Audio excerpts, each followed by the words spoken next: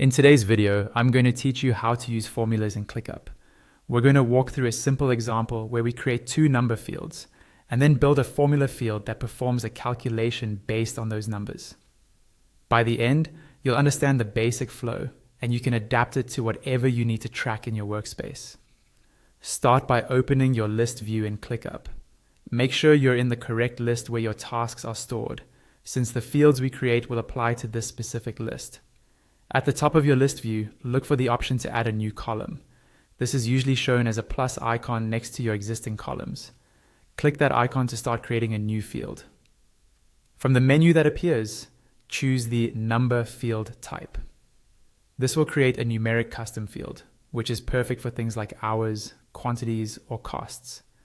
When prompted, type in a clear name for this field, such as hours worked, or another label that matches what you're tracking. A descriptive name will make your formulas much easier to understand later. Once you've named it, click Create to add the field to your list. Now we'll repeat that process to create a second number field. Click on the Add Column icon again. Select number once more and give this second field a name that reflects what it will store, like hourly rate or whatever you're measuring. When you're happy with the name, click Create again. Next, we'll add the formula column.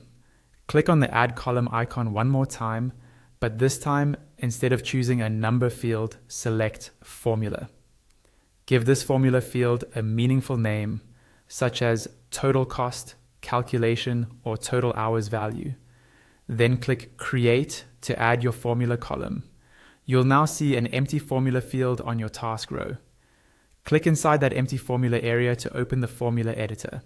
In the editor, click on Select Field and choose your first number field from the list of available fields. Between fields, you'll see an operator drop-down, which might show a plus sign by default. Click this drop-down and choose the type of calculation you want: addition, subtraction, multiplication, or division.